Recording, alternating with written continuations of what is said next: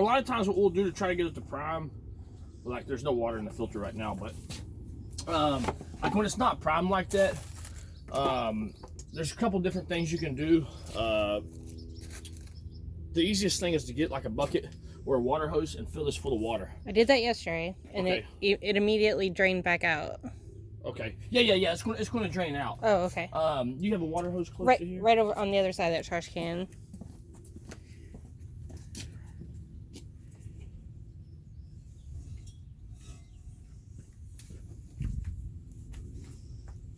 The water pressure is pretty high on that, so when you turn it on, it's gonna go a little nuts.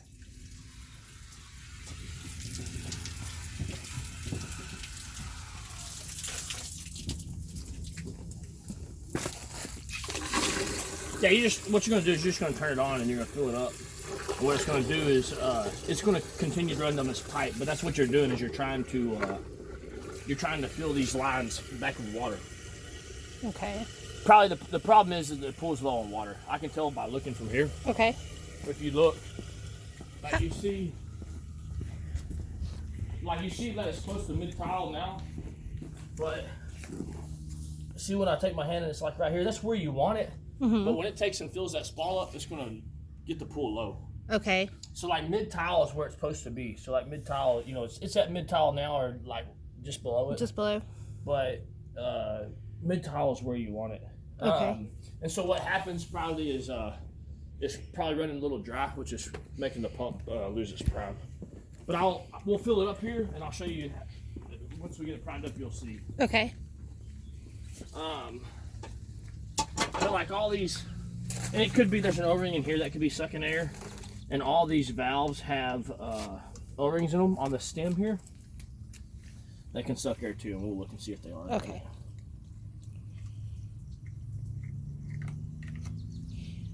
See, like right around here, there's O-rings inside here, and they'll suck air. It's just like if you poke a hole in your straw, mm-hmm. and then once you get below your Coke, you get all air instead of drink. It's the same thing. Air pulls easier than water. Are all these valves turned the right way? Because we're not. Yeah, right now they are. So like on the front side of your pump, everything in the front of the pump is your suction. Okay. So this is your spa, and see how it says closed here. Okay. When the spa is closed. The spa should always be closed unless you have it in spa mode. Okay. And then you have a skimmer. Your skimmers are the baskets on the side of the pool. This is your main drain, which is the two black pieces in the bottom of the pool. Okay. And then this is the cleaner line, which this pool has no cleaner in it. Really, you just close that one off. And then you're going to come in the pump. You come out of the pump, in your filter, out of your filter. You're going to go in the heater and then out of the heater. And when you come out of the heater, you come to all your different returns. So this is your spa return. The reason that you leave it open like this is because when the pool is in pool mode, the pool and the spa is essentially one body of water. It's pulling the water out of the pool, putting it in the spa to make it spill over.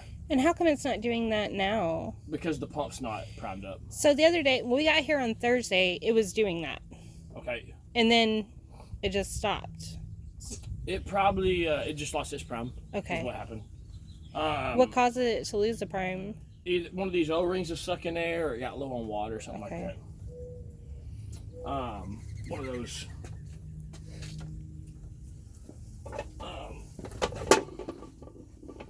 So what we do, the reason we do this is you're filling those, all those pipes full of water. So that way it will have something to pull, so they can sit there and pull that water. And once it pulls that water, you'll see how easy it primes. Okay. This is called your air relief valve. All it does is let the air out of the filter. Okay. Yeah, now it's...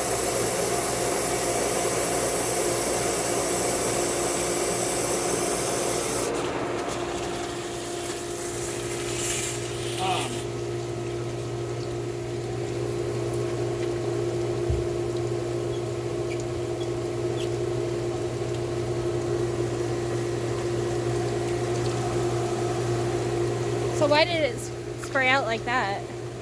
Because all the air came out. Oh, so this okay. is your air relief valve. So if there's air in the filter, what it does is releases the air. Once the air is released, it's going to let the water come out.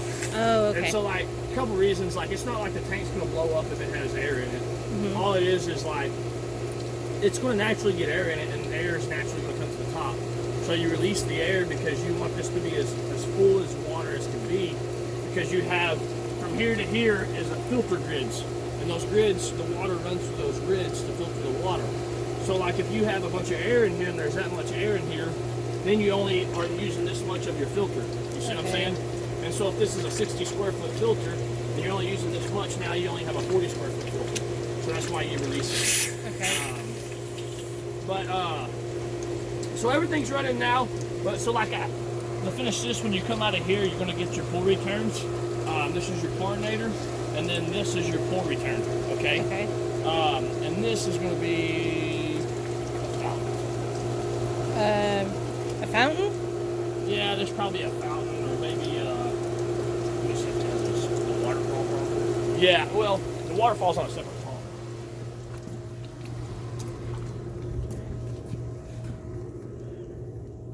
Could it be the slide right here? Oh, probably is the slide. Yeah.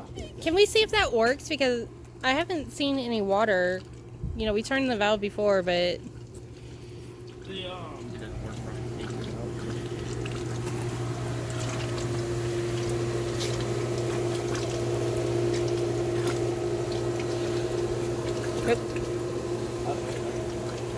awesome. So what did you do to turn that on? This.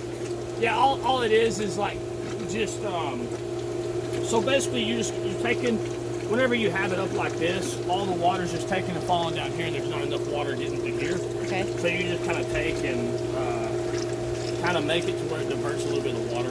And on the Okay. slide, you don't want it to just be like rushing off. Right? Just need a little bit to get it wet. Yeah, exactly. Right. Okay. You know, that right there may even be a tad much, but, and there's something like, see where it's busted, you don't want to leave this on all the time, Right. because it's going to totally, Oh, I think it's clogged. yeah. There was a whole bunch of stuff in there. They probably hadn't turned it on in a long time. There's a bunch of algae. Ugh, gross. Yeah, you can see all that in there. They probably just hadn't turned it on in a while. Yeah. Yeah.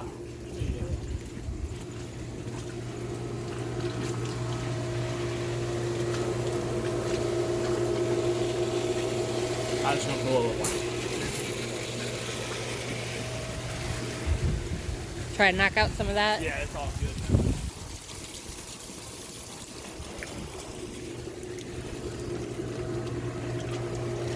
So, like if you want to turn on your spa, like if you want to turn the hot tub on, what you're gonna do is you remember I said that the pool and the spa is essentially one body of water when it's in pool mode. Well, what you want to do is you want to separate the spa when you put it in spa mode. So what you're gonna do is you'll take this valve here, and you're gonna put the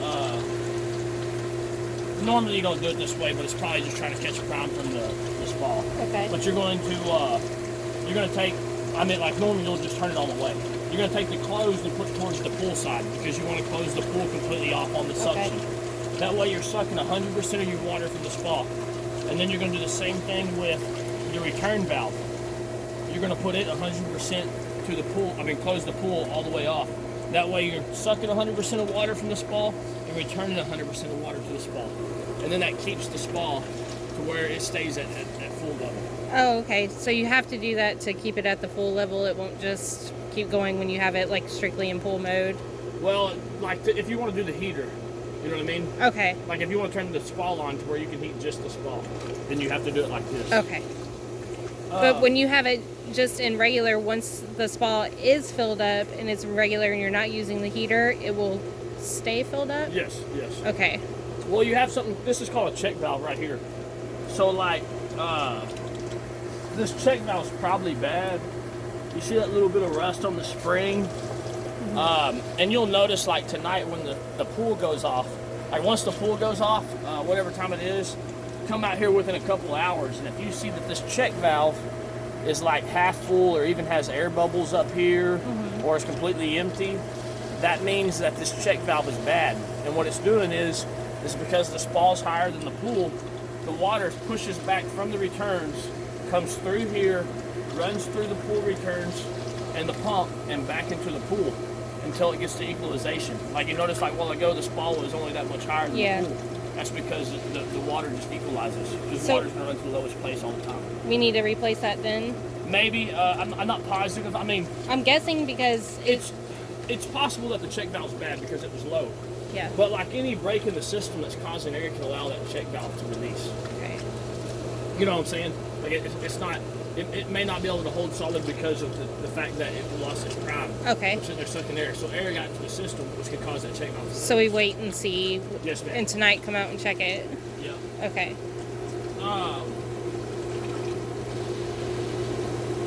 What I'm doing now is I'm just filling up that spall right quick. Okay. That way it'll start spilling over and I'll set it back to normal.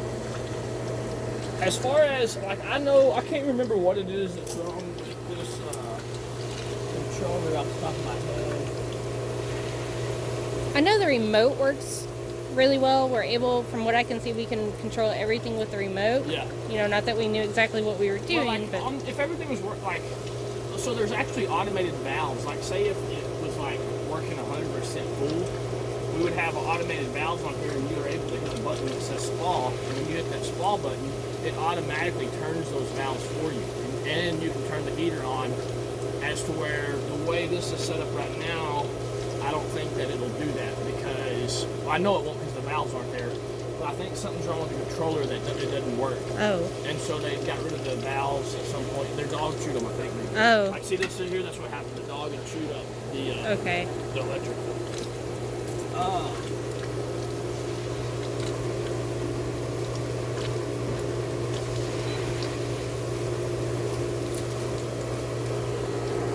Okay, so I hit heater 1 and we'll see if it comes on.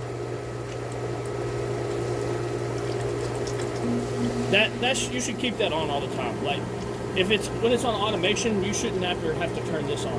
Oh. You should just be able to hit the heater button and it'll turn itself on. Okay. And you can set the temp. Well, because like the way this one is, like because the way that so typically when you have automation, what we do is you're going to set it to 104, right? Both of them, you set to 104. It doesn't matter if it's pool or spa. The reason it says pool or spa, it's a dual thermostat board.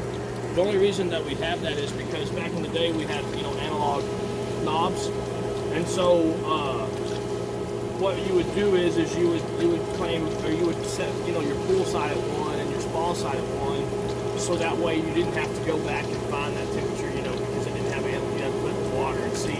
As to this, it doesn't matter anymore. Okay. You just keep it on pool or spa, it doesn't matter. You run both of them to 104, and it allows you to control it from here. Okay. So like you would go to like,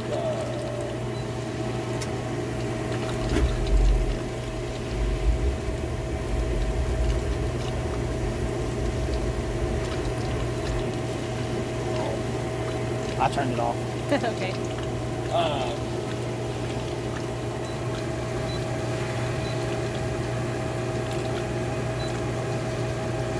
Okay, so see where your temp's at here? Okay. You just press the over button and it's a small heat, and you can change your temp here. Using the over button or Well, using up and down? Okay. Yes, ma'am. And like from the remote, it's a little easier. Like it's a little more simpler. So like if this is set at 100, even though the heater's at 104, it's only going to go to 100 because this is what the system says. Okay. This is Big Brother. It controls everything. Okay. I can't remember. Like so, we used to. We would come over here and every light on the system would be lit up, and this wouldn't let you use it. So that's why I'm a little confused. Like it seems like it's working fine right now. I have no idea. and it had been That's that a way good thing. I mean. Yeah, for sure. It had been that way for years, and so that's the only reason I'm not sure. But I know they had gotten a few things fixed with the pool stuff, but he probably went through you to do it. So I mean. Yeah, I know we didn't fix this. Like we fixed something on the heater, but I can't remember. Hey, whatever. If it's working. Yeah.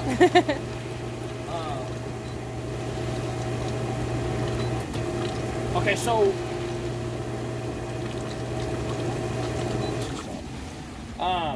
What this is this is your this button that says service. Mm-hmm. It's not lighting up, so I don't know which one it's in right now. But auto, so like whenever I press it in a minute and everything comes on, that's your auto schedule, okay? Okay. So whatever your timers are set to run is what this is going to run when it's an auto. And then you have service. What service does is, let me show you that. If you look at the top of this lid, Here? no, the lid here, Oh, okay. like, see like right in here, if you'll look right in here in a second, I'll turn it off. See that water that just came out of this union right here? That O-ring's bad. And Okay. we need to replace that O-ring. That's where it's sucking air at right there. Okay. And that's going to cause it to keep losing its prime then? Yes, ma'am, because it's just like the straw in your Coke. As soon as you get to that air, you're going to get all air. Air pulls easier than water. All right, so we're in service right now. The first one's auto, that runs your auto schedule. Then you have service. What service does is whatever you tell it to do, it's doing 24/7, 365. So if you tell it to do nothing, it's doing nothing. You call me and you say, hey, my filter just blew to pieces. What you want me to do? Just put it in service. Okay. Or you call me and you say, hey, my son had 37 friends over here and the pool's super cloudy. What do? I'm going to say, hey, put it in service, turn the filter pump on, let it run for 2 or 3 days. We'll be over, and what that does is allows it to clear out. Okay. And then you have timeout is the next one. When you go to timeout, what timeout does is us as service guys will use timeout all the time because there's some controllers that we can't actually see your timers. So we don't really know your times and what your run time is and all that stuff. When it's in auto, we can't mess with it. So what we'll do is we'll put it in timeout. We can turn the filter pump on, the cleaner, all these different things, whatever we need to turn on, to where we can operate the pool. And what it does is it'll stay in timeout for 3 hours and it kicks itself back to auto. So goes right back to the schedule it was on already? Yes, ma'am. Okay. See, so like it says Wednesday, 9:06 a.m. It's just on whatever time. Your air temp is 88 degrees outside. Here in a minute, it should display your water temp. The pump's not on. Mm-hmm. So the filter pump's your main pump. And these buttons here, like if you had automated valves, you could hit that and it would say spa, and it would turn the automated valves. And put it in spa mode. Gotcha.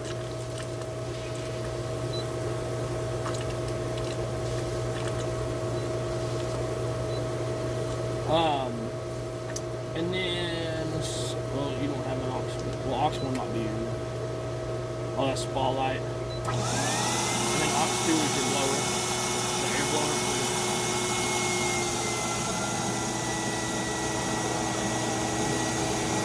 So if we want to use the spa, we need to turn the blower. You don't have to turn the blower on. The blower is totally up to you. I personally don't like the blower when I'm sitting in the spa because it becomes annoying. Oh, okay. It's totally personal preference. Same thing with heat. Some people like 99, some people like 101, 102, 104, whatever. Some people complain and say 104 is not hot enough. But it's like, well, the scientists say your body can't handle anything over 104. Oh, okay. Good to know. Yeah. So your heater. That's why your heater won't go over 104. They say that your body can't be in. It starts cooking your inside at that point in time at over 104. And then they say you're not supposed to be there more than 20 minutes. But, so, that's pretty much the general gist of how you work the system. It's almost like, switching from DirecTV to Dish. You just have to play with it to learn it, figure out your remote and where your channels are. Kind of like I could tell you 100 times, but it's kind of like you have to keep playing. You know what I mean? You have to get used to it. I was a little worried about us just pushing buttons and what we could possibly do to it. Yeah, there's nothing here you can really mess up. You don't just changing schedules or something like that. Just making sure if you change your schedules, just make sure it runs 8 to 10 hours a day. Try not to create. Sometimes that's something I notice a lot of people will accidentally create schedules and they got 15 schedules and don't know it or something like that. But it's not a big deal. It's just what usually happens is it gets that many schedules and it don't run at all because they're overlapping. And then this switch here, this is your main power switch. If you turn this off, it's not, everything's gonna go off. Oh, okay. Okay, that's the main power. This here is your GFCI. What this does is, if you come out and you turn your pool lights on and no lights come on at all, come check this first. Okay. If the spa light's working and the pool light's not, then you probably have a bulb out. But if neither light's working, then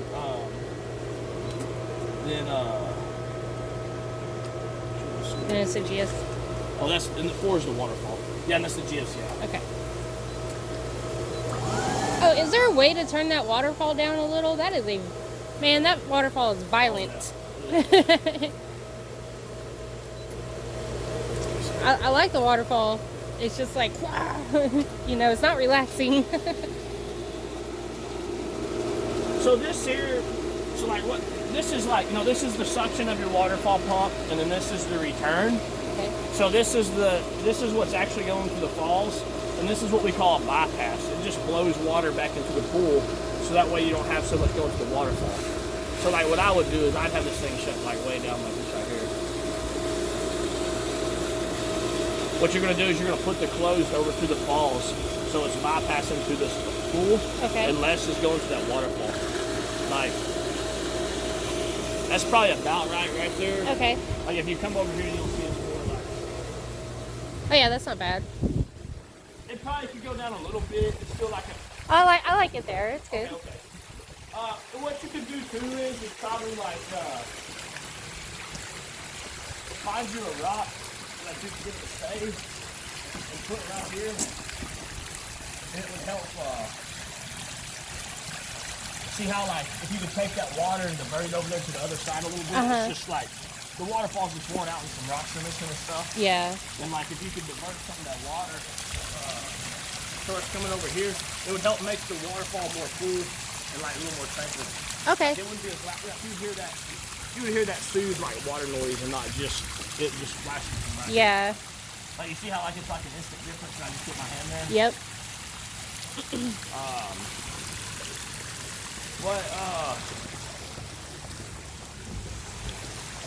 I think this pool used to have problems with ducks landing here too. Really? Yeah, if you see ducks, scare them off. Okay. Ducks cause algae really, really bad. Oh, okay. They poop in the water, and they have, you know, all this grime in their feathers from lakes and ponds that they land in. And it's common that ducks land in pools, but if you had like, they, you know, the old owners had lots of dogs, but they would still land here and they would try to scare them off. But if you see them, you know, let the dogs out, let the dogs try to scare them so they won't come back. My huskies will have so much fun with that. Yeah. If you continue to have a problem, you can get like an owl, like garden or at home now. I guess they sell these owls that are like styrofoam and they have like a swivel head on them. Oh. Those work good because the ducks think they'll get there because they're coming here to lay eggs. Oh. Especially Okay. this time of year in the spring, they'll come and land in pools and they'll be trying to find somewhere to nest. So, you know, an owl, rubber snake, or your dogs is something good to try to keep them off. Okay. Because once they land, I mean, it's like it's a fight all summer long with algae because they I mean, I say, but as long as we can't get rid of them, we'll continue to have algae problems. Yeah. They cause black algae, which black algae is almost completely impossible to get rid of. Oh no, we don't want that. This pool, I mean, when we first took this pool over, it had black algae so bad that like the entire walls were black. The black algae looks like, it almost looks like, you know, moss you see that grows in the trees? That's what it looks like. Oh. And that's how this, and it'll like, you'll probably see some this summer pop up. Yeah, so there's a couple tiles missing on this edge over here under. Yeah. And there's something growing in that spot. I noticed whenever I was in the pool. Yeah, like this is just regular algae right here. And the reason it's there is like, it's above the water line. And then water's getting trapped behind that tile. Okay. I mean, like, my honest opinion of this pool, like, it really needs to be remodeled. Like, just in time. I'm not saying, like, at this moment, but that's why, like, I don't know who did this, but they weren't very crafty with their skill as far as where they laid out the stones. You know what I mean? Yeah. Like, this isn't, like, the normal way a pool works, you know what I mean? Oh, Like, really? yeah. I mean, normally, like, and you're not going to have these boulders of, and maybe they were trying to go for that look. I think. Or it was home done, but like the way the deco seal is and stuff, that's not typically what you're going to see like on a pool. You're going to see smooth cut, you know, stones that follow the line.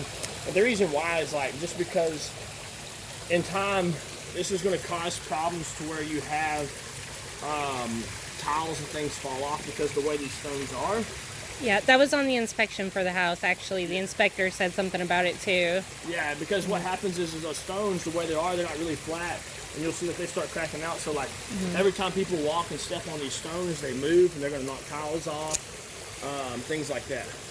Wonderful. Yeah, I mean, it's not like a major deal. I only tell you so that way, I gotta tell you now so that way you know, and you can say, and like, and I'm like, you know, like it is a neat look, but I think if you've seen like the way coping is normal, you'd be like, oh, that does. That's the difference. That looks good. You know, that does look cool. You know. Yeah. But like coping and tile is going to cost you somewhere around, say, $3,000, $3,500. Okay.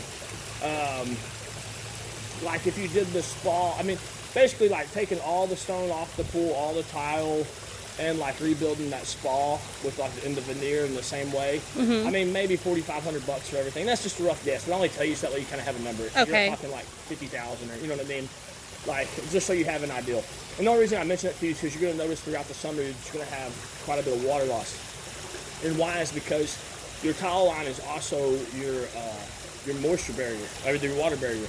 So like the gunite, the shell of the pool does have water holding capabilities, but it's like a sponge. Once it gets full, it's like, you know, it can start running through. This is gunite? Yes, ma'am. Okay. So like this, like what you see here, the surface you see is actually the plaster. Oh. But this beam right here in the whole shell of the pool, like the actual concrete that it's made out of, is called gunite. That's the shell and that's the structure of the pool. Then you have plaster, which is the pebble tech that you're seeing in the blue color. That is what is covering the gunite. And that's almost like paint on the wall or brick on the wall. It has water holding capabilities, but that's not its main purpose either. It's also cosmetic, but it's also water holding.